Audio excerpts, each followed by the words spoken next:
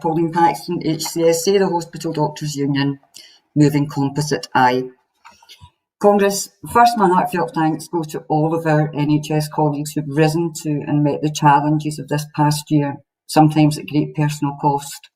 And although the focus of this motion is on NHS workers, let's not forget all the other essential workers who've supported us through this year. We must continue to vigorously promote equality and fairness within the NHS. Too often, the public focus is on doctors and nurses, and I'm reminded of a particular press conference when the then Chief Nursing Officer, Professor Fiona McQueen, reminded us all of the hugely diverse workforce our NHS could not care for us without them. A concern arose early in the pandemic regarding a disproportionate impact of the virus on our Black and minority ethnic communities, including our colleagues in the NHS. There's no longer any doubt about that impact, although it hasn't yet been fully examined and explained.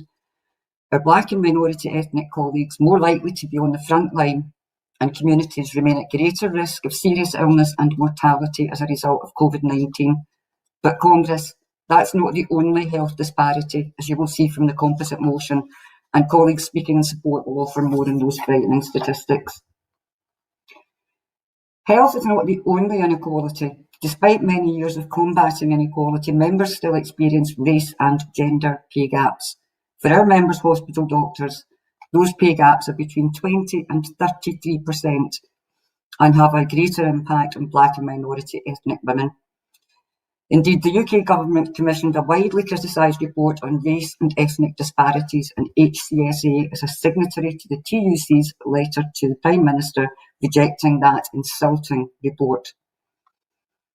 We're proud to support calls for a decent pay rise for all key workers, and HCS has launched its own pay campaign, Doctors Deserve Better. I promise we named it before the General Secretary's speech, but valuing all NHS workers is not only a monetary issue. Value comes from recognising that all NHS workers deserve equality and fighting to achieve it. It comes from ensuring workers' health and safety. Our colleague Yvonne of the Society of Radiographers eloquently described issues of personal protective equipment yesterday. It also comes from supporting staff and ensuring their rights are protected. There can be no more obvious disclosure in the public interest than a member of NHS staff raising concerns related to patient safety. Despite the Public Interest Disclosure Act coming of age this year, and despite a clear commitment from the Scottish Government, NHS Scotland and health boards around the country to a culture of openness and honesty, and a learning rather than a blame culture, NHS staff remain too afraid to speak up.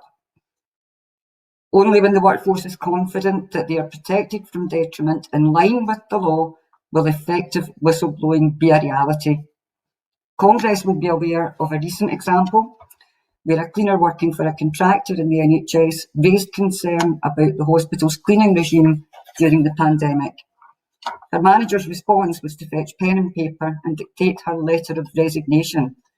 We must value and support those brave individuals who blow the whistle in all of our interests.